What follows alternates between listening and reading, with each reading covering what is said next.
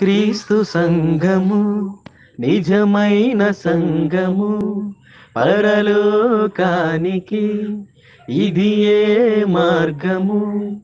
శక్తిని అనుగ్రహించాడు కాబట్టి తన ఆత్మ ద్వారా మరి ఈ యొక్క అంశాన్ని బట్టి క్రీస్తును చూసినటువంటి విషయాలను మనము ధ్యానం చేద్దాం. ఈ లోకంలో కొంతమంది క్రైస్తవ వ్యక్తులను మనము చూస్తూ ఉన్నప్పుడు ఏమంటున్నారంటే అసలు యేసు అనేటువంటి వ్యక్తి కేవలము కల్పితం మాత్రమే అని అంటూ ఉంటారు. యేసు అనేటువంటి వ్యక్తి కల్పిత కథ మాత్రమే, కానీ అది వాస్తవము కాదు అని కొంతమంది వాదిస్తూ బోధిస్తూ ఉంటారు. విన్నారా అలాంటి వాళ్ళు? యేసుక్రీస్తు కల్పిత కథ మాత్రమే, ఆయన వాస్తవంగా ఆయన ఈ లోకానికి ఏం రాలేదు, ఏం ఉండలేదు అని చెప్పేవాళ్ళు కూడా ఉన్నారు లోకంలో. విన్నారా? అలాంటి వాళ్ళు ఎప్పుడైనా చూసారా? చూడలేదా? అలాంటి వాళ్ళు ఉన్నారా అనుకుంటున్నారా?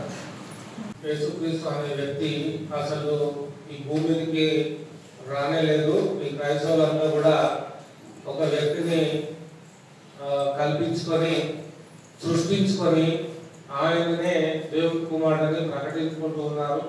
అసలు ఆ వ్యక్తి రాలేదు, ఈ భూమి మీద ఏమి చేయలేదు, ఇదంతా బూటకం అని బోధించేటువంటి వారు ఈ లోకంలో ఎంతో మంది ఉన్నారు. నిజంగా మనము గమనించగలిగినట్లయితే యేసుక్రీస్తు అనేటువంటి ఆయన ఒక కల్పిత పాత్ర మాత్రమే అయితే, ఒక సృష్టింపబడినటువంటి వ్యక్తి మాత్రమే అయితే, మరి దానికి బైబిల్ మనం చూస్తున్నప్పుడు ప్రపంచ ప్రారంభం నుండి అంటే సృష్టి ప్రారంభం నుండి ఇప్పటి వరకు కూడా మనం చూసుకున్నప్పుడు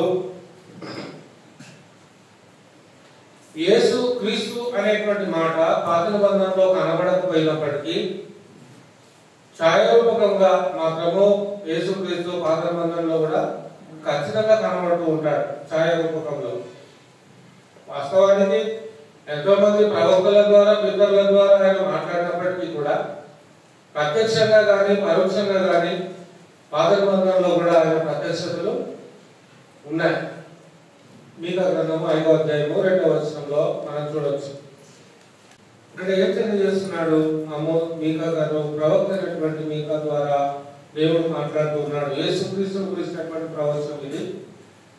ఆయన ఒక కల్పింపబడినటువంటి పాత్రనే అయితే, ఆయన సృష్టింపబడినటువంటి వాడు మాత్రమే అయితే, పాత నిబంధనలో మీకా ద్వారా దేవుడు మాట్లాడించినటువంటి మాటలను మనం చూస్తూ ఉన్నాం. బెత్లెహేము ఎఫ్రాతా యూదా వారి కుటుంబములలో నీవు స్వల్పగ్రామమైనను అంటూ ఉన్నాడు. బెత్లెహేము ఎఫ్రాతా అనేటువంటి ప్రాంతాన్ని చూపిస్తూ మరి ఆ ప్రాంతం యొక్క విశిష్టతను వెలజేస్తూ, ఆ ప్రాంతం యొక్క అవసరతను వెలజేస్తూ, ఆ ప్రాంతం ద్వారా దేవుడు యొక్క ప్రపంచానికి గొప్ప మేలు కలగజేయబోతున్నాడు అని సమాచారం అనేది అందించబడతా ఉంది. నా కొరకు ఇశ్రాయేలీయులను ఏలబోవాడు నీలో నుండి వచ్చును. ఇశ్రాయేలీయులను ఏలబోవాడు ఎవరి నుండి వస్తాడట? యూదా వారి కుటుంబములలో ఏలబోయేటువంటి వాడు వస్తాడు అని క్రీస్తు ఈ లోకంలో శరీరధారిగా జన్మించకంటే ముందే ప్రవక్త అయినటువంటి మీకా ద్వారా దేవుడు యొక్క ప్రవచనాన్ని పలికిస్తూ ఉన్నాడు. క్రీస్తు కల్పింపబడినటువంటి వాడు కాదు, ఆయన ప్రకటింపబడినటువంటి వాడు, ఆయన రుజువుపరచబడినటువంటి వాడు, ఆయన ప్రవచనాత్మకంగా తెలియపరచబడినటువంటి వాడు, ఆయన ఉన్నవాడు, ఆయన అనువాడు, ఆయన సర్వశక్తివంతుడైనటువంటి వాడు, ఆయన సృష్టికి కారకుడైనటువంటి వాడు. అలాంటి వ్యక్తిని పట్టుకొని ఆయన కల్పింపబడినటువంటి పాత్ర అని ఎలా అనగలుగుతున్నారు? అది అబద్ధమనే మనము భావించాలి. ఎందుకంటే యేసుక్రీస్తు ప్రభువారి యొక్క రాకడ ఎలా జరుగుతుంది, ఆయన ఈ లోకంలో ఏమేమి చేయబోతున్నాడు అనేటువంటి విషయాలు కూడా ఈ మాటల్లో మనం చూడగలుగుతూ ఉంటాం. ఇశ్రాయేలీయులను ఏలబోవాడు నీలో నుండి వచ్చును, పురాతన కాలము మొదలుకొని మళ్ళీ అవుతున్నాను పురాతన కాలము మొదలుకొని శాశ్వత కాలము ఆయన ప్రత్యక్షమగుచు ఉండెను. పురాతన కాలం మొదలుకొని కొత్త నిబంధనలోనే ఆయన ప్రత్యక్షత లేదు, అంటే కొత్త నిబంధనలో మాత్రమే ఆయన ప్రత్యక్షత లేదు, కానీ పాత నిబంధనలో కూడా పురాతన కాలము ఆదాము మొదలుకొని ఆయన యొక్క ప్రత్యక్షత ఉంది అనేది స్పష్టతగా తెలియజేస్తూ ఉన్నాడు. అంటే ఆదాములతో రోజు మాట్లాడింది, ఆదాములతో రోజు సహవాసం చేసింది ఎవరు అని మనకి అర్థమవుతుంది ఈ మాటలను బట్టి చూస్తే.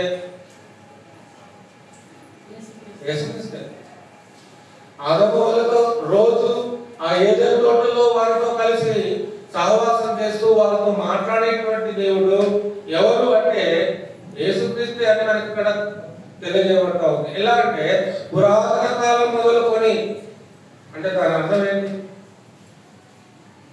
పురాతన కాలం మొదలుకొని శాశ్వత కాలం వరకు ఆయన ప్రత్యక్షం అవ్వచ్చు కంటిన్యూషన్ ఉంది, ఎండ వలె ముగింపు అవ్వలే.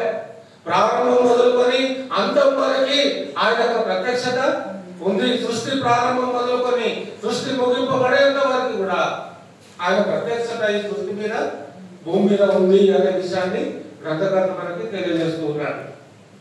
ఇది మనం గమనించవలసినటువంటి అవసరం ఉంది. తర్వాత ఇంకా మనం గమనించినట్లయితే ఆధారాలు ఏమీ లేవు. ఆయన ఈ లోకంలో జన్మించినట్టు, ఆయన ఈ లోకంలో పుట్టినట్టు, ఆ యెరూషలేము ప్రాంతంలో పుట్టినట్టు ఆధారాలు ఏమీ లేవు, అన్ని కల్పించుకున్నారు అని చెప్తా ఉంటారు. ఎందుకు ఆధారం లేదు? ఖచ్చితంగా ఆధారం ఉంది. లూకాసు వార్త 2వ అధ్యాయం మనం గమనించినట్లయితే లూకాసు వార్త 2వ అధ్యాయం 1-2 వచనాల్లో ఆధారం ఉంది. యేసుక్రీస్తు ఈ లోకంలో పుట్టాడు అని, యేసుక్రీస్తు ఈ లోకంలో శరీరధారిగా పుట్టాడు అనే ఆధారం ఉంది. ఆ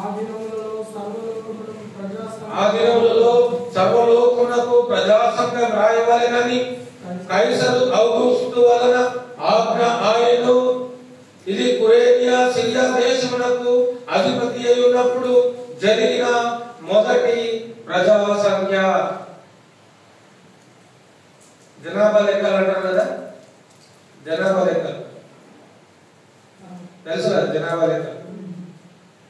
జనాభా లెక్కలు లెక్కింపబడినటువంటి మొట్టమొదట ఈ భూమి మీద జనాభా లెక్కలు లెక్కింపబడినటువంటి ఆ సమయంలో, మొట్టమొదటి జనాభా లెక్కలు లెక్కింపబడినటువంటి ఆ సమయంలో ఈ మాటలు జరుగుతూ ఉంటాయి. అంటే ఈ సందర్భము మనం చూస్తూ ఉన్నాం. అంటే యేసుక్రీస్తు పుట్టినప్పుడు ఏం జరిగింది ఈ భూమి మీద అంటే మొట్టమొదట ఈ భూమి మీద జనాభా లెక్కలు రాయడం అనేది జరిగింది. కైసరు ఔగుస్తు ఆజ్ఞ ఆయను. జనాభా ఎంతమంది పురుషులు ఉన్నారు, ఎంతమంది స్త్రీలు ఉన్నారు, ఎంతమంది మగపిల్లలు ఉన్నారు, ఎంతమంది ఆడపిల్లలు ఉన్నారు, ఎంతమంది శిష్యులుగా ఉన్నారు, ఎంతమంది యవనస్తులు ఉన్నారు, ఇదంతా కూడా ఒక కుటుంబానికి ఎంతమంది వ్యక్తులు ఆ కుటుంబంలో ఇంట్లో ఉన్నారు అనేది డీటెయిల్ డాటా మొత్తం తీసినటువంటి ఆ రోజు ప్రజా సంఖ్య రాయబడినటువంటి సందర్భం. మొట్టమొదట భూమి మీద జనాభా లెక్కలు మొట్టమొదట రాయబడినప్పుడు అందులో ఎవరున్నారనేది ఇక్కడ చెప్తాడు కింద 3వ వచనం. అందరూ ఆ సంఖ్యలో రాయబడుటకు తమ తమ పట్టణములకు వెళ్ళింది, తమ తమ పట్టణములకు వెళ్ళారు. అందరూ ఆ లిస్టులో రాయబడడానికి, ఆ జనాభా లెక్కల్లో మేము ఉండాలి, మా ఇంటి వాళ్ళందరూ ఆ లెక్కల్లో మా పేర్లు ఉండాలి అని రాసుకున్నారంట. అందరూ ఆ ప్రాంతానికి వెళ్తా ఉన్నారంట. అందరూ ఆ సంఖ్యలో రాయబడుటకు తమ తమ పట్టణంలోకి వెళ్ళింది. యోసేపు దావీదు వంశములోను గోత్రములోను పుట్టినవాడు కనుక తనకు భార్యగా ప్రదానము చేయబడి గర్భవతి అయి ఉండిన మరియతో కూడా ఆ సంఖ్యలో రాయబడినకు గలిలయలోని నజరేతు నుండి యూదయలోని బెత్లెహేము అనబడిన దావీదు ఊరికి వెళ్ళెను. మొట్టమొదట భూమి మీద జనాభా లెక్కలు రాసేటప్పుడు కన్యక మరియ గర్భవతితో ఉన్నప్పుడు ఈయన ఏం చేస్తున్నాడు అంటే యోసేపు మరియను తీసుకొని వెళ్ళాడు. ఆ యొక్క జనాభా లెక్కల్లో తన పేరును, తన భార్య పేరును, పుట్టబోయేటువంటి శిశువు పేరును ఆ జనాభా లెక్కల్లో రాయడం అనేది జరిగింది. ఇప్పటికీ కూడా హిస్టరీ మనం చూసినట్లయితే అందులో జోసెఫ్ అండ్ మరియా ఇద్దరు పేర్లు కూడా ఆ జనాభా లెక్కల పుస్తకంలో ఉంటాయి. ఇప్పటి వారికి పుట్టినటువంటి శిష్యులు ఎవరో కాదు, యేసుక్రీస్తు అని కూడా ఉంటుంది. హిస్టరీ చూడండి, ఇంటర్నెట్ లో సెర్చ్ చేయండి, మీకు దొరుకుతుంది. యేసుక్రీస్తు కల్పింపబడినటువంటి వ్యక్తి కాదు, ఆయన సృజింపబడిన వ్యక్తి కాదు. ఆయన పురాతన కాలం మొదలుకొని శాశ్వత కాలం వరకు ఆయన ప్రత్యక్షం అవుతూ ఉండేను. కంటిన్యూషన్ ఉంది, ఎండ్ అవ్వాల, ముగింపు అవ్వాల. ప్రారంభం నుండి అంతం వరకు కూడా ఆయన ప్రత్యక్షం అవుతూనే ఉంటాడు. ప్రారంభం నుండి మనం మీకా 5:2లోనేమో పురాతన కాలం మొదలుకొని శాశ్వత కాలం అన్నాడు. హెబ్రీ 1:1-2 వచనాల్లో ఏమంటున్నాడు? పూర్వకాలమందు నానా సమయంలో నానా విధములుగా ప్రవక్తల ద్వారా మన పితరులతో మాట్లాడిన దేవుడు ఈ దినముల అంతమందు కుమారుని ద్వారా మనతో మాట్లాడెను. కుమారుని ద్వారా మాట్లాడెను. పూర్వకాలమందు నానా విధములుగా నానా రకాలుగా దేవుడు ప్రవక్తలతో పితరులతో మాట్లాడాడు. కానీ తన సంపూర్ణమైనటువంటి ప్రత్యక్షత ఎక్కడ నుంచి ప్రారంభమైంది అన్నప్పుడు ఆయన లోకంలో శరీరధారిగా జన్మించినప్పటి నుండి సంపూర్ణమైనటువంటి ప్రత్యక్షత అనేది జరిగింది. అంటే అంతకుముందు ఆయన ప్రత్యక్షత ఎలా ఉంది? వచ్చి మాట్లాడి కలిసి వెళ్ళిపోయేటువంటి పరిస్థితి, వచ్చి కలిసి మాట్లాడి వెళ్ళిపోయేటువంటి పరిస్థితి పాత నిబంధన కాలంలో. కానీ కొత్త నిబంధన కాలంలో శరీరధారిగా ఆయన ఈ లోకంలో ప్రవేశించడం అనేది గమనించారు. 33.5 సంవత్సరాలు ఆయన మానవుడుగా ఈ లోకంలో 2000 సంవత్సరాల క్రితము ఆయన ఒక సామాన్యమైనటువంటి మనుషుడుగా ఆయన ఈ లోకంలో జీవించాడు అని లేఖనాలు మనకి స్పష్టంగా వెల్లడిస్తా ఉన్నాయి. ఇంకా మనం గమనించినట్లయితే ఆయన మరణిస్తాడు, ఆయన సమాధి చేయబడతాడు, ఆయన తిరిగి లేపబడతాడు అనేటువంటి విషయాలు కూడా ప్రవక్తల ద్వారా ఈ సందేశము మరి భూమి మీద ఉన్నటువంటి మరి మనుషులకి, యూదులకి, ఇశ్రాయేలులకి తెలియపరచబడింది. ఆయన మరణిస్తాడు, సమాధి చేయబడతాడు, తిరిగి ఆయన లేపబడతాడు అనేటువంటి విషయాలు కూడా దావీదు ద్వారా దేవుడు పలికిస్తాడు, మోషే ద్వారా పలికిస్తాడు, ఇంకా ఎంతో మంది ప్రవక్తల ద్వారా పలికిస్తూ ఉంటాడు. దేవుడు ఇచ్చినటువంటి మాట ఎప్పుడైనా కూడా అది వృధాగా పోదు, అది బలహీనమైనటువంటి మాట కాదు. దేవుడు ఒకసారి చెప్తున్నాడు అంటే అది బలమైనటువంటి మాట, అది రుజువుపరచబడేటువంటి మాట, అది స్థిరమైనటువంటి మాట, అది నెరవేర్పు జరిగేటువంటి మాట. ఖచ్చితంగా దేవుడు అంటున్నాడు అంటే అది ఖచ్చితంగా ఈ భూమి మీద నెరవేర్చబడుతుంది. అందుకని దేవుడు అయ్యాడు. మనం చెప్పిన అన్ని భూమి మీద కావు, కానీ దేవుడు చెప్పిన అన్నీ అవుతాయి భూమి మీద. దేవుడు చెప్పినటువంటి మాటలన్నీ కూడా భూమి మీద ఎలాగైతే నెరవేర్చబడతాయో అదే విధానంలో తెలియపరచబడినటువంటి విషయాన్ని గమనిస్తున్నప్పుడు ఆయన కుమారుని సమస్తమునకు వారసునిగా నియమించను అంటూ ఉన్నాడు. సమస్తానికి ఆయన వారసునిగా నియమించాడు. ఆయన ద్వారా ప్రపంచములను నిర్మించను అంటూ ఉన్నాడు. ఆయన ఎవరో కాదు, దేవుడి మహిమ యొక్క తేజస్సు అంటున్నాడు. ఈయన ఎవరు? యేసుక్రీస్తు అనబడుచున్నటువంటి ఈయన ఒక సామాన్యమైనటువంటి మనిషి కాదు. ఈయన ఎవరు అంటే దేవుడి మహిమ యొక్క తేజస్సు. ఆయన తత్వం యొక్క మూర్తిమంతమైనది తన మహాత్ముల మాట చేత సమస్తమును నిర్వహించుచు పాపముల విషయంలో శుద్ధీకరణము తానే చేసి, పాపముల విషయంలో ఏం చేస్తున్నాడు అంటే శుద్ధీకరణ చేస్తా ఉన్నాడు. ఒక వ్యక్తి యొక్క పాపాలను క్షమించగలిగేటువంటి ఈ భూమి మీద ఎవరైనా కూడా ఒకరి పాపాలను క్షమించాక అధికారం ఎవరికి భూమి మీద లేదు. ఒక మనిషి యొక్క పాపాలను క్షమించగలిగేంత అధికారం భూమి మీద ఎవరికి లేదు. ఎవరికి ఉంది అధికారం అంటే యేసుక్రీస్తుకు ఉంది అధికారం. యేసుక్రీస్తు ఈ భూమి మీద ఉన్నటువంటి మనుషుల యొక్క అందరి పాపాలను ఆయన క్షమించడానికి అధికారం ఆయనకుంది. ఇంకా శాస్త్రులు పరిశీలన అయితే నీవు మనుషులవై ఉండి నీవు దేవుడు అని చెప్పుకొనిచున్నావు. నువ్వు మనుషులపై ఉండి మనుషుల యొక్క పాపాలు ఎలా క్షమించగలుగుతావు? నువ్వు మనుషులపై ఉండి మనుషుల యొక్క పాపాలను ఎలా క్షమించగలుగుతావు అంటే దాని అర్థం ఏంటంటే యేసుక్రీస్తు వారు మనుషుడు మాత్రమే కాదు, ఆయన పాపాలు క్షమించగలిగేంత సత్తా కలిగినటువంటి వాడు. ఆయన భూమి మీద ఉన్నటువంటి మానవులందరి పాపాలను క్షమించగలగడానికి ఆయనకు హక్కు, అధికారము, ఆ యోగ్యత ఆయనకి ఉంది. ఈయన మనుషుడు మాత్రమే కాదు, ఈయన సాక్షాత్తు దేవుడు అని పితరులు గాని, ప్రవక్తలు గాని, అపోస్తలులు గాని మనకి యేసుక్రీస్తును గురించినటువంటి వివరణను చాలా స్పష్టంగా ఇస్తూ ఉంటారు.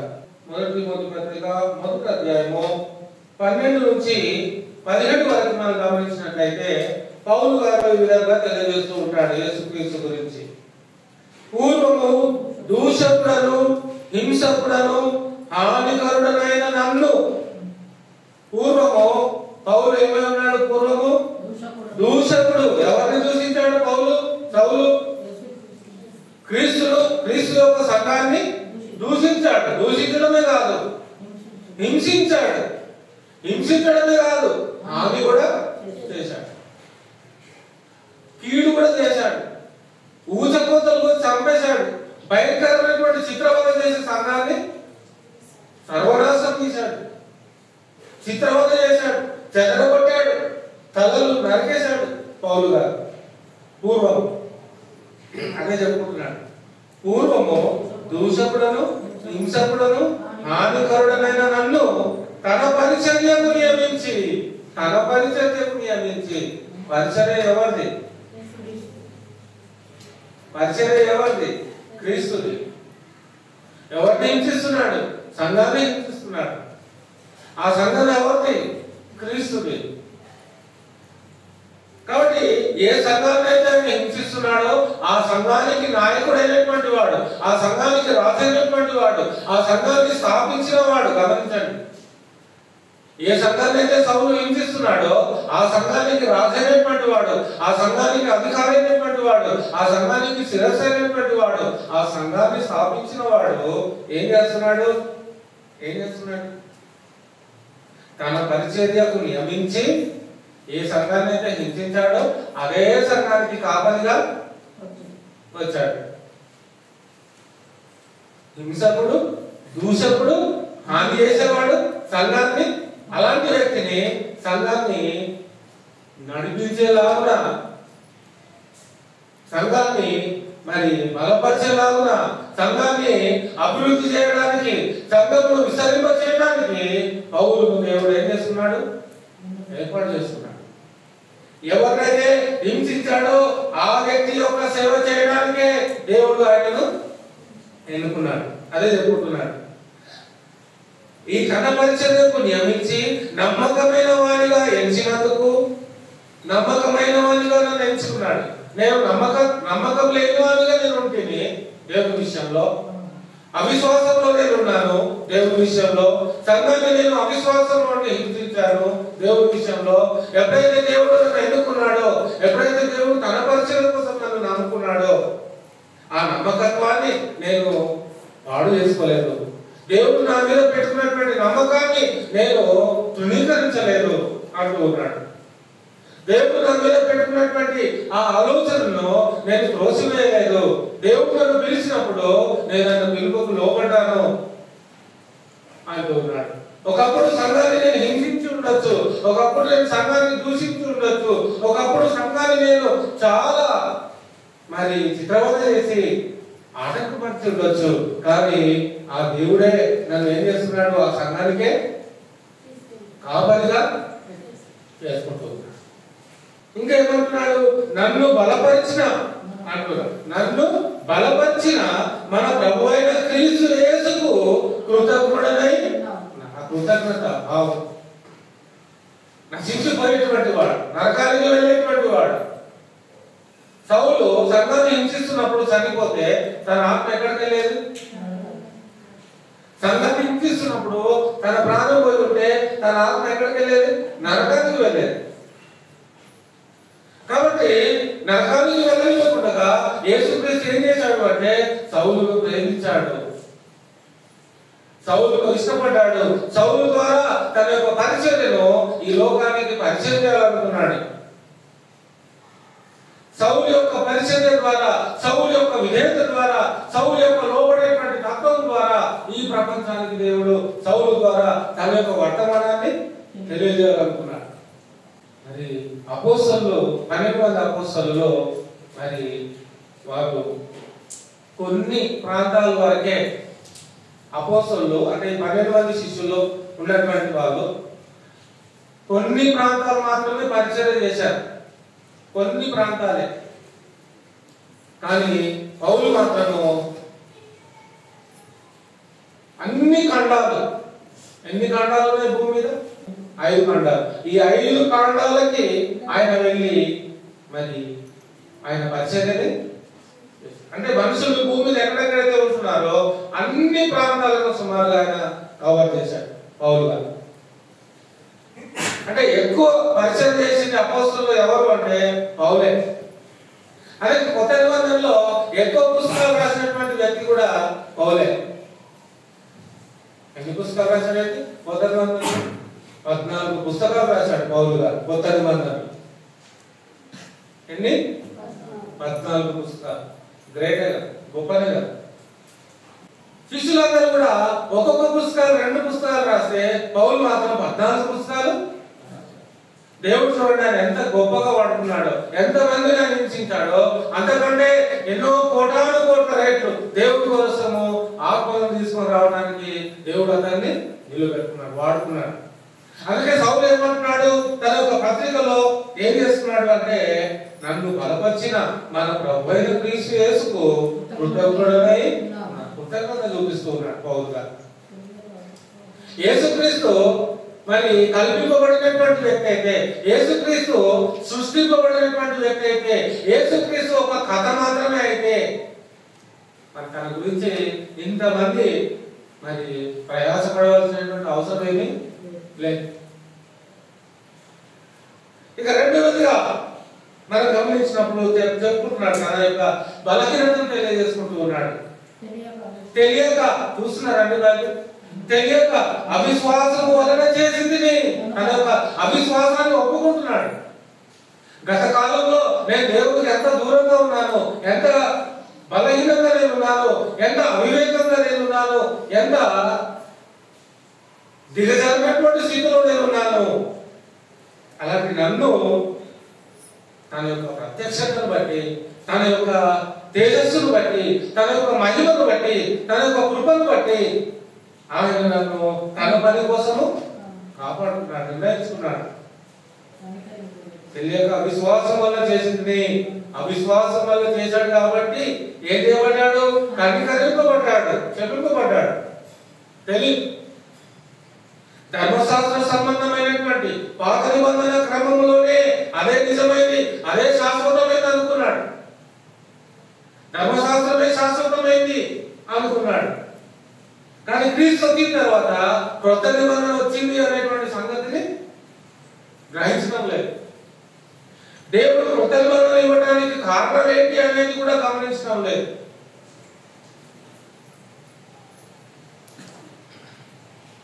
అందుకే ఏమంటాడంటే తెలియక అవిశ్వాసం వలన ఏం చేశాడు? తెలియక ఏం చేశాడు? క్రైస్తవులని చిత్రవద చేశాడు, హింసించాడు, చంపేశాడు. కొడాదెబ్బలతో కొట్టి కొట్టి చంపేశాడు. ఈడ్చుకుంటూ వెళ్ళాడు రోడ్ల మీద. రోడ్ అంటే మనకున్నటువంటి రోడ్డు కాదు, అప్పటి కాలంలో రోడ్లు అంటే రాళ్ళు ముళ్ళ దుంపలు, పెంట. ఆ ప్రాంతాల్లో క్రైస్తవులను కట్టేసి లాకెట్ ఈడ్చుకొని వెళ్ళి చంపేసేటువంటి వాళ్ళు. తెలియక అవిశ్వాసం వల్ల చేసేది కనుక అధికరింపబడుతుంది. నిజమేంటో తెలుసుకున్నాడు, వాస్తవం ఏంటో తెలుసుకున్నాడు. ఏం తెలుసుకున్నాడు? ఈయన క్రీస్తు ఉన్నాడు, క్రీస్తు దేవుడు కుమారుడు, క్రీస్తు దేవుడు. ఆయన ఈ లోకంలో శరీరధారిగా పుట్టాడు, ఆయన ఈ లోకంలో నా కోసం మరణించాడు, సమాధి చేయబడ్డాడు, తిరిగి లేపబడ్డాడు, ఆయన ఒక సంఘాన్ని భూమి మీద స్థాపించాడు, ఆ సంఘాన్ని కాయటప్పుడు నన్ను ఏర్పాటు చేసుకున్నాడు అని తెలుసుకున్నాడు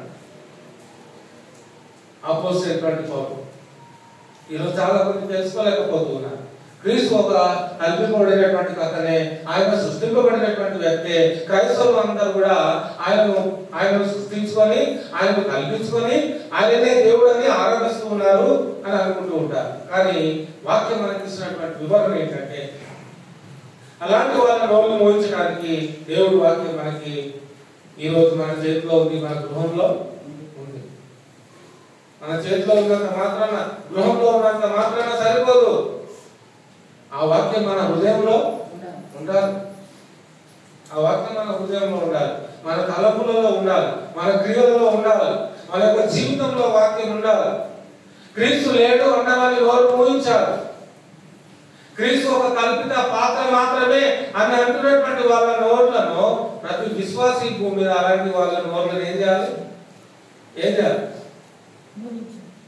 మూయించాలి. అమ్మో వాళ్ళకి దేవుడే చూసుకుంటాడులే అని అనుకుంటామా? మొదటి తిమోతి పత్రిక 1వ అధ్యాయము 14. మరియు మన ప్రభు యొక్క కృపయు క్రీస్తు యేసునందున్న విశ్వాసమును ప్రేమయు అత్యధికముగా విస్తరించెను. ఇది చాలా ప్రాముఖ్యమైనటువంటి విషయం అండి.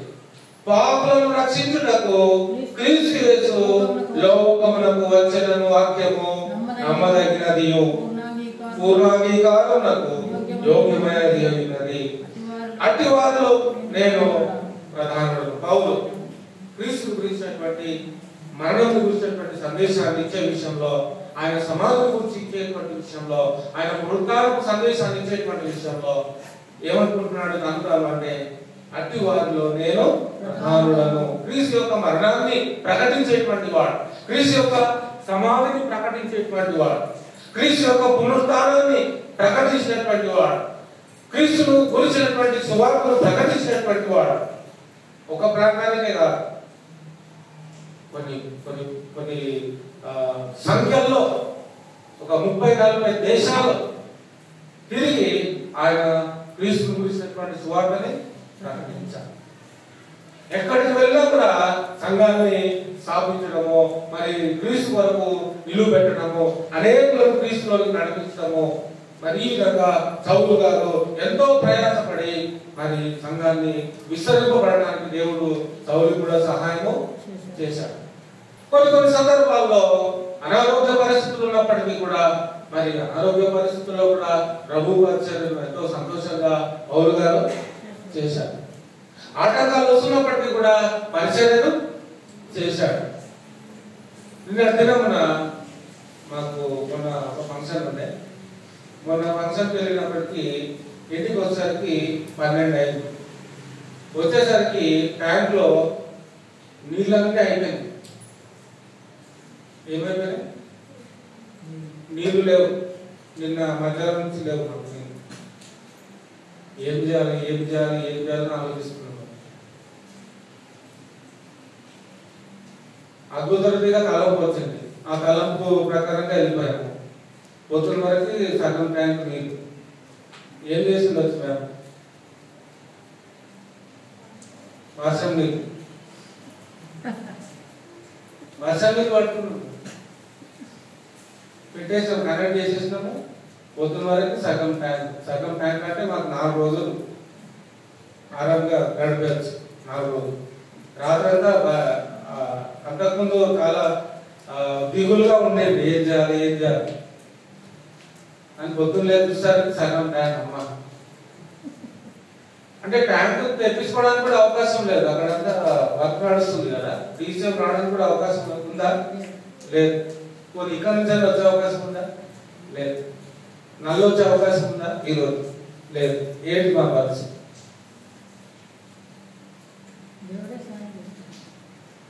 అంటే ఇది గొప్పదే కాదు నా జీవితంలో జరిగింది. అపోస్తలుల యొక్క జీవితాల్లో కూడా ఇలాంటి కంటే ఇంకా గొప్ప కార్యం వాళ్ళ జీవితాల్లో దేవుడు చేశాడు. అంటే తన యొక్క పరిచర్య కోసము జీవిస్తున్నటువంటి వారి జీవితాల్లో ఏదైతే అవసరత ఉంటుందో ఆ అవసరత దేవుడు ఖచ్చితంగా తీరుస్తాడు అనేది గమనించాలి. డబ్బులు లేక కాదు, డబ్బులు ఉన్నాయి కానీ నీళ్లు టైంకి వచ్చే అవకాశము ఏంటి పరిస్థితి? అర్థమవుతుందా? ఇది మా గొప్పనా కాదు. ₹1 పెట్టుకోకుండా సగం ట్యాంక్ నీళ్ళు, ట్యాంక్ చిన్నది కూడా కాదు, పెద్ద ట్యాంక్. ఇంకా నిలుస్తూనే లేదు. మరి పౌలు గారి జీవితంలో కానీ అపోస్తలుల జీవితంలో కానీ వారు ఎదుర్కొంటున్నటువంటి కష్టాలు కానీ వాళ్ళు ఎదుర్కొంటున్నటువంటి సమస్యలు కానీ ఏదేమైనప్పటికీ కూడా దేవుని యొక్క పనిని మాత్రము ఆపకుండా దానిని సంతోషంగా వాళ్ళు జరిగించారు. కష్టం వచ్చినా, బాధ వచ్చినా, ఏది వచ్చినా కూడా అన్నింటినీ సహించుకొని వాళ్ళు చేశారు. అదే చెప్తున్నాడు ఇక్కడ పౌలు గారు. మరియు మన ప్రభు యొక్క కృపయు క్రీస్తు యేసునందు విశ్వాసమును ప్రేమయు అత్యధికముగా విస్తరించెను. పాపులను రక్షించుటకు క్రీస్తు యేసు లోకమునకు వచ్చిన వాక్యము నమ్మదగినదియు పూర్ణాంగీకారమునకు యోగ్యమైనది అని ఉన్నది. అట్టి వారిలో నేను ప్రధానుడను.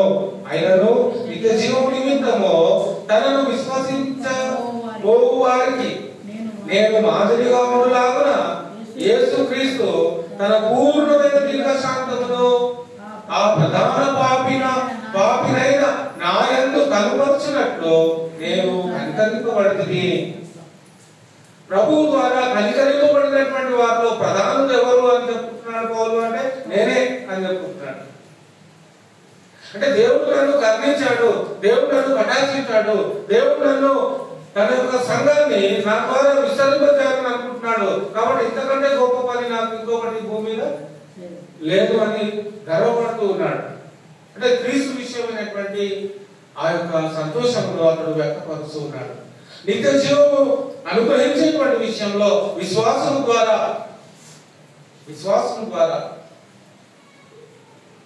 మరి క్రీస్తుకు నేను మాదిరిగా ఉండాలి. క్రీస్తు ఎలాగైతే ఈ లోకంలో జీవించాడో క్రీస్తును చూపించేటువంటి వారు కూడా ఈ లోకంలో క్రీస్తుకు మాదిరిగానే. ఒకడు వచ్చి నువ్వు వెంబడించేటువంటి క్రీస్తు దేవుడే కాదు, ఆయన మనిషే కాదు, అసలు ఆయన సృష్టింపబడినటువంటి వ్యక్తి అని ఒకడు వచ్చి నీ ముందు మాట్లాడుతూ ఉంటే అలాంటి వాళ్ళు నోళ్ళు మూయించాలా వద్దా? ఏమంటే మూయించాలా వద్దా? ఆయనను నిత్య జీవం నిమిత్తము తనను విశ్వసింపబో వారికి నేను మాదిరిగా ఉండులాగున యేసుక్రీస్తు తన పూర్ణమైన దీర్ఘశాంతమును ఆ ప్రధాన పాపినైన ఆయన కనపరిచినట్లు నేను కనికరింపబడితిని. 17వ వచనం. సకల యుగములలో ఈయన ఎవరు? యేసుక్రీస్తు ఎవరని చెప్పుకుంటున్నాడు? సకల యుగములలో రాజయ్యుండి, సకల యుగములలో. ఇది ఏ యుగం? అంతకుముందు ఏ యుగం? అంతకుముందు ఏ యుగం? మొట్టమొదటి పితరుల యుగము, తర్వాత ప్రవక్తల యుగము, తర్వాత క్రీస్తు యుగము. ఈ 3 యుగాలకు ఆయన రాజే. అర్థమవుతుందా? ఈ 3 యుగాలకు ఆయన సకల యుగములలో రాజై ఉండి అనే మాట ఉందా లేదా? అంటే ఈ సృష్టిలో ఎన్ని యుగాలు అయితే ఉంటాయో అన్ని యుగాల్లో ఆయన king, not a soldier, he is a king of king అంటాడు. రాజులకి రాజు ఆయన. సకల యుగములలో రాజులకు రాజు ఆయన. పూర్వకాలమందు రాజు, మధ్యకాలమందు రాజు, ఇప్పుడు కూడా ఆయన రాజే.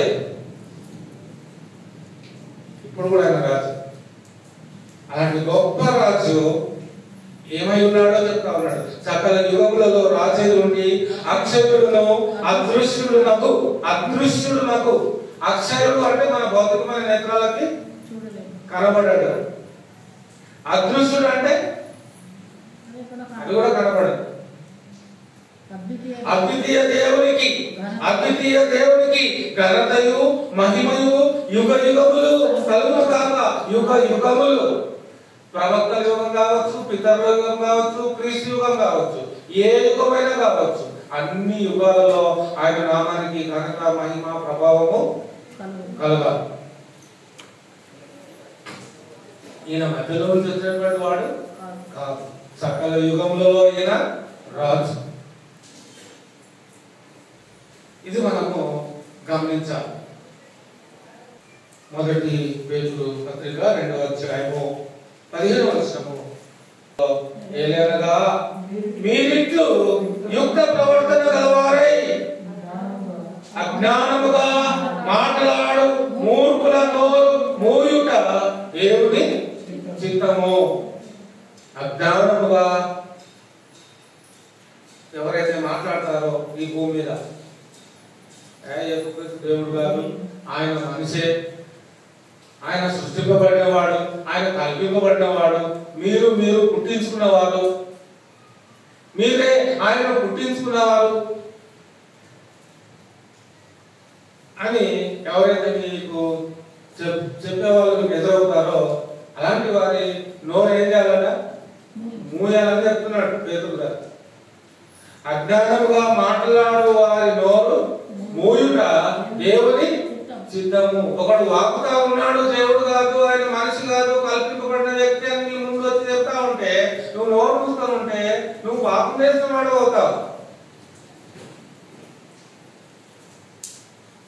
అదేంటంటే నేను ఏమనలే కదండి, సైలెంట్ ఉన్నాను కదా, ఉండొచ్చు. కానీ హెల్ప్ ఏమంటున్నాడు? యేసుక్రీస్తు సామాన్యమైన వ్యక్తి, ఆయన అసలు వ్యక్తే కాదు, ఆయన అసలు మనిషే కాదు, ఆయన అంతా కూడా కల్పింపబడిన కథ అని చెప్తున్నాడు. యేసుక్రీస్తు అంటే మనకి ఏం రోషం రాదులేండి, కానీ మన ఇంట్లో వాళ్ళని కానీ మన బంధువులను కానీ రక్త సంబంధం అంటే మాత్రము చాలా కోపము వస్తుంది. కొంతమంది యేసుక్రీస్తును క్రైస్తవులు, కొంతమంది యేసుక్రీస్తుని ఏమన్నా కూడా ఏమన్నారు, కానీ వాళ్ళ పాస్టర్ గారిని అంటే మాత్రము చాలా కోపం వచ్చేస్తా ఉంటారు. యేసుక్రీస్తుని ఎంతనండి ఏమనుకోరు వాళ్ళు, అసలు చీమ పుట్టినట్టు కూడా ఫీల్ అవ్వరు. కానీ వాళ్ళ పాస్టర్ గారిని అంటే మాత్రము చాలా కోపం వస్తూ ఉంటుందండి. చూసారండి? నాకైతే చాలా మంది కనబడ్డారు. బాధపడాలో సంతోషపడాలో అర్థం కాదు.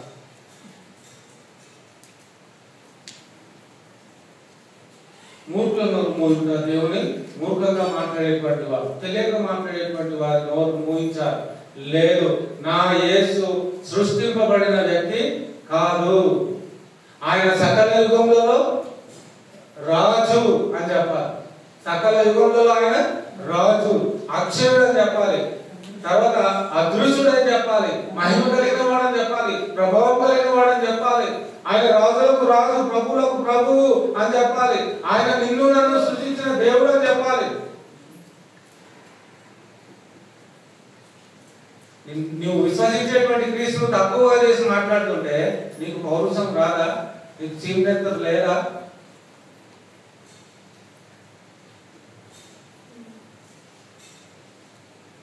అన్ని మాటలు అంటుంటే నీకు కొంచెం రోషం లేదా అని అంటూ ఉంటారు ఇంట్లో. ఎవరిని ఏమని అంటుంటే అనవసరంగా.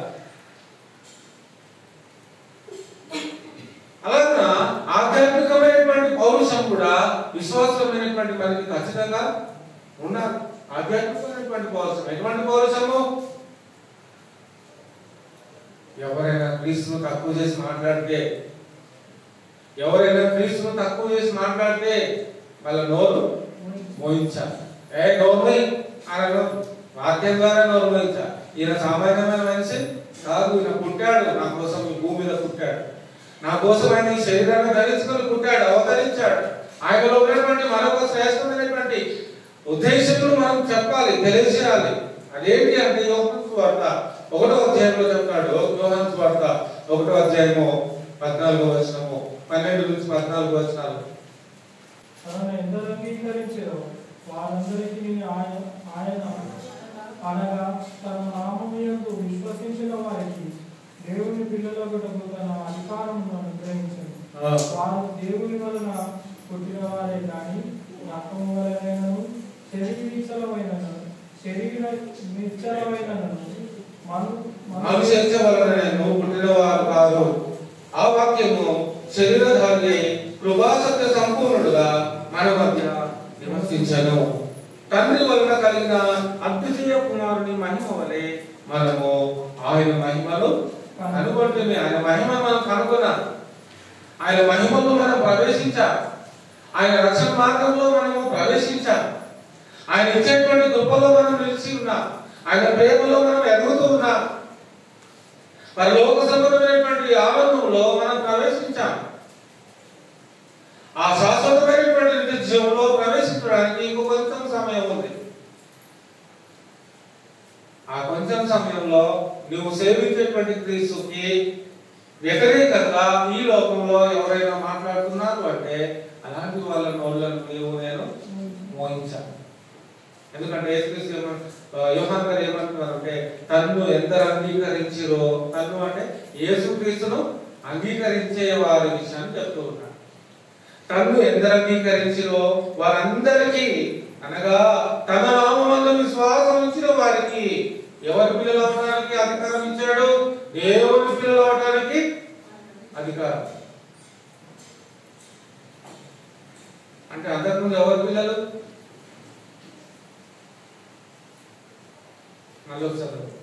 తను ఎందరు అంగీకరించినో వారందరికీ, అనగా తన నామమందు విశ్వాసం ఉంచి వారందరికీ దేవుని పిల్లలవుటకు ఆయన అధికారము అనుగ్రహించారు. మరి అంతకుముందు ఎవరి పిల్లలు? అంగీకరించిన వారికేమో నా పిల్లలు అనుకుంటున్నాడు, అంగీకరించిన వారికి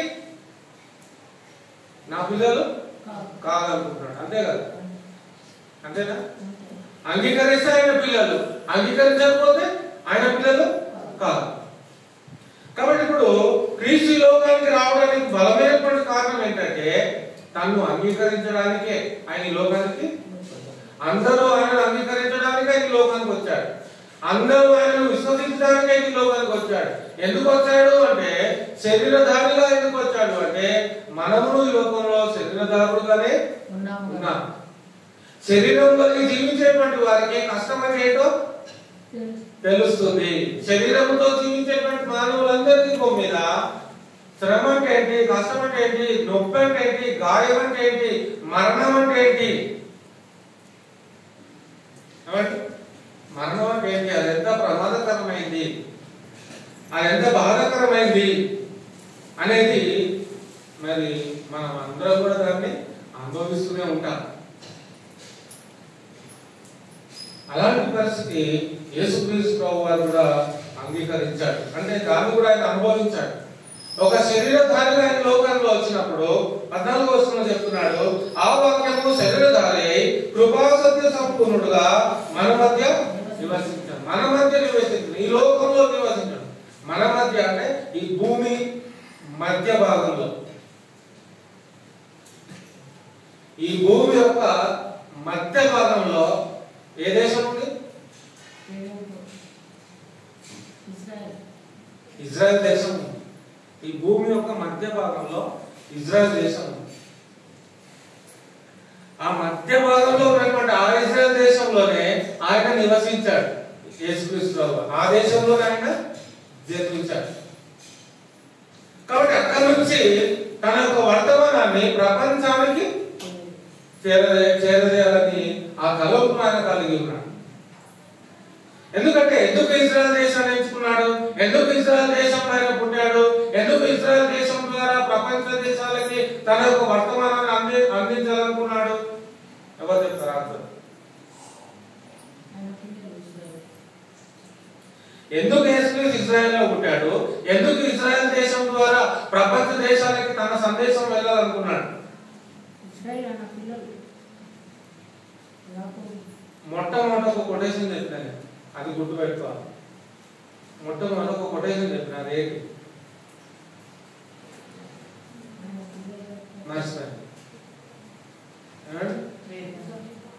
మీకా 5:2 ఆన్సర్ అదే. మీకా 5:2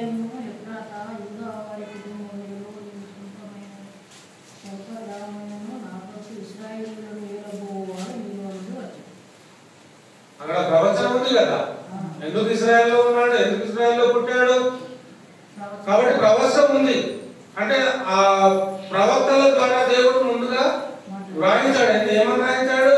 యేసుక్రీస్తు యెరూషలేములోనే పుట్టాలి, యేసుక్రీస్తు యెరూషలేము ప్రాంతంలోనే నివసించాలి, యేసుక్రీస్తు యెరూషలేము ప్రాంతంలోనే జీవించాలి.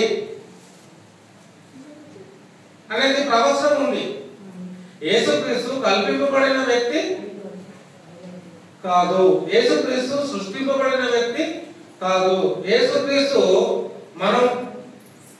మనము మన జ్ఞానంతో అల్లుకున్నటువంటి కథల్లో వచ్చినటువంటి వాడు కాదు యేసుక్రీస్తు.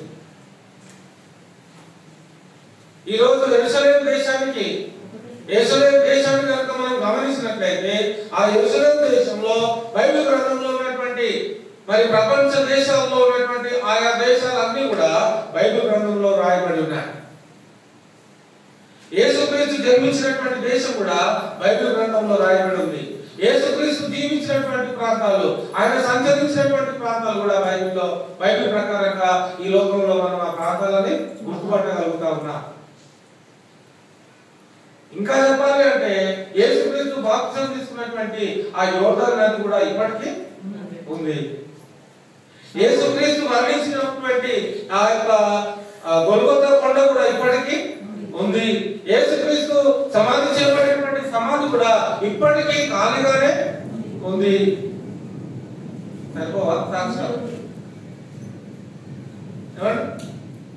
ఇంకా చెప్పాలి అంటే ఆ పాతమందిర కాలంలో నోవాహు కట్టించినటువంటి ఆ ఓడ కూడా ఇప్పటికీ ఉంది ఈ భూమి మీద. నోవాహు కట్టినటువంటి కట్టడం.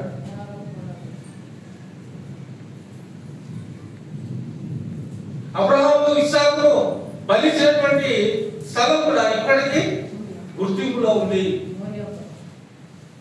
అబ్రహాము ఇస్సాకును బలిచ్చినటువంటి స్థలం. యేసుక్రీస్తును పశువుల పాకలో పరమున పెట్టినటువంటి స్థలం కూడా ఇప్పటికీ అలాగే గుర్తుండిపోయేలా ఉంది. ఆ ప్రాంతాలు చూడడానికి ప్రపంచ దేశాల్లో ఉన్నటువంటి క్రైస్తవులు అందరూ కూడా ఆ ప్రాంతాలు చూడడానికి ఎంతో ఆశ కలిగిన వారే వెళ్తూ ఉంటారు.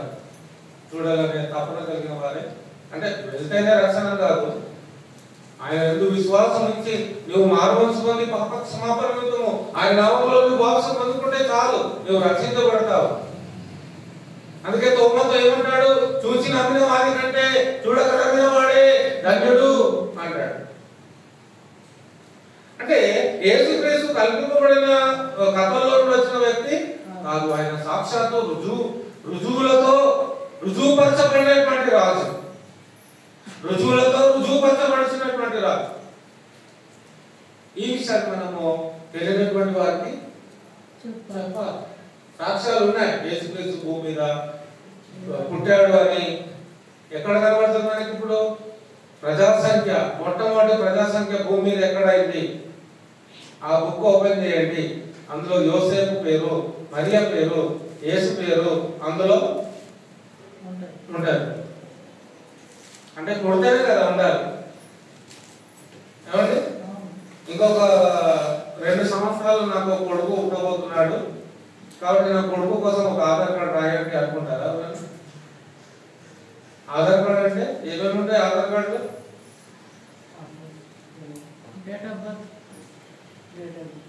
పేరు ఉంటుంది, తండ్రి పేరు ఉంటుంది, అడ్రస్ ఉంటుంది,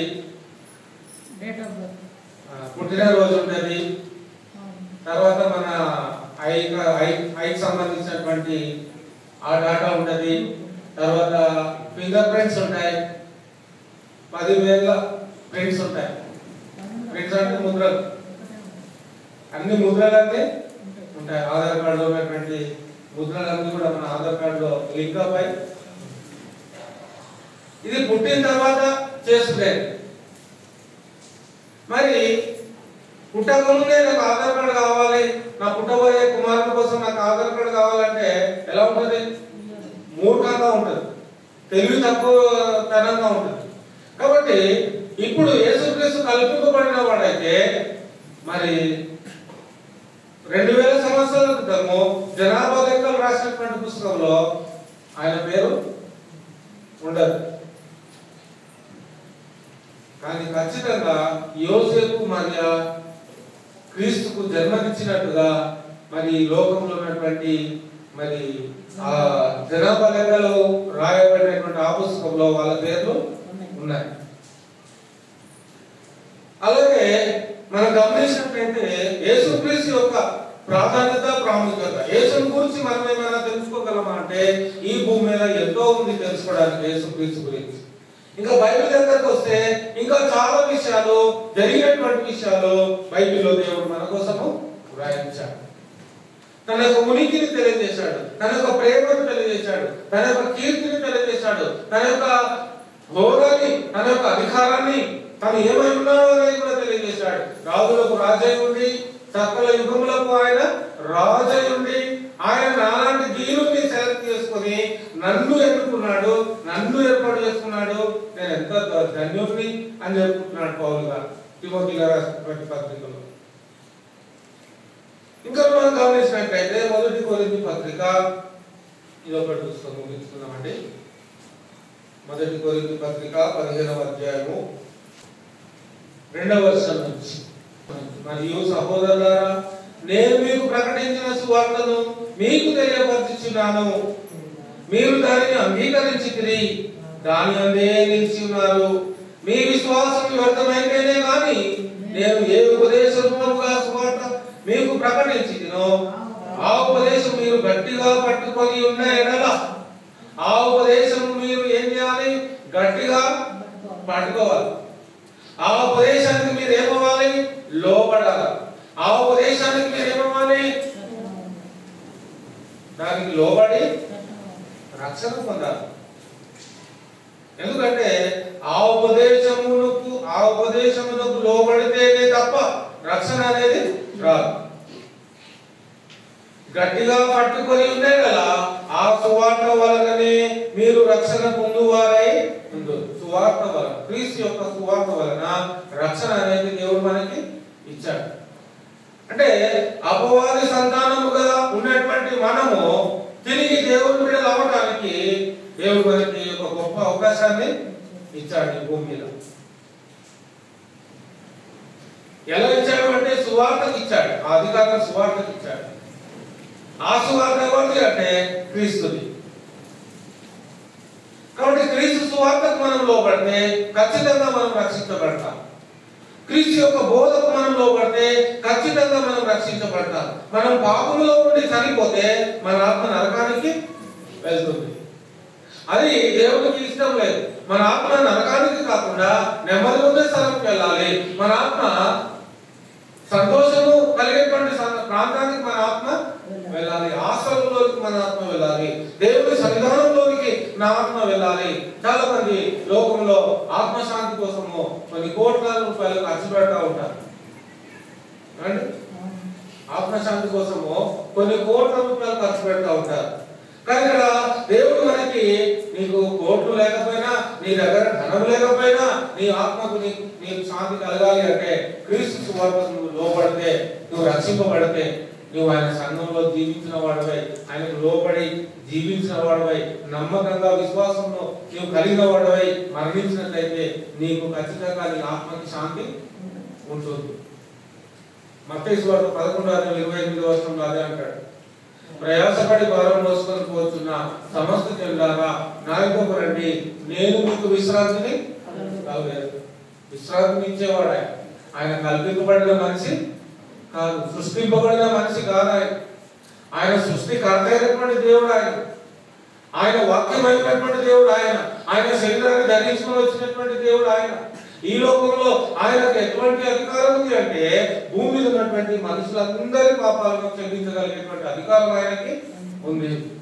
అంతకంటే విలువైన ఇంకొకటి ఏంటంటే శాంతిని, అందరికీ శాంతి నెమ్మది కలగజేయడానికి ఆయనకు అధికారము ఉంది. నేను మీకు విశ్రాంతిని కలగజేస్తాను. విశ్రాంతిని కలగజేసే వాని మాటకు మనం లోబడాలి. మనకు విశ్రాంతిని కలగజేసేవాడు, మనకి రక్షణను అనుగ్రహించేవాడు, మనకు విమోచన కలగజేసేటువంటి వాడు, మనకి నెమ్మదిని కలగజేసేటువంటి వాడు. అలాంటి ఆయన వ్యక్తి యొక్క ఆశీర్వాదం మనం లోబడుతున్నప్పుడు మనము విమోచింపబడిన వారుగా, రక్షింపబడిన వారుగా, దేవుని జనాంగంగా మనం పిలువబడతాం. అందుకే చాలా సందర్భాల్లో ఇంకా ఏదేదో అంటూ ఉంటాడు. అపోస్తలులు ఎన్నో విషయాలు చెప్తా ఉంటారు. పాపం యొక్క పరిస్థితిని తెలియజేస్తూ ఆ పాపంలో జీవించక, పాపంలో నుండి వేరే అంటే లోకంలో నుండి వేరే మనం దేవుడి కొరకు జీవించాలనేది దేవుడు ఆలోచన కలిగినటువంటి వాడుగా ఉన్నాడు. ఈ పాఠం ఇంకా అయిపోలేదు, ఇంకా ఉంది. అదే వచ్చే వారం కూడా దీని గురించి మనం ఇంకా ఆలోచించేద్దాం. దేవుడి మాటను మనకు పరిపదేవుదాకా. వందనాలు.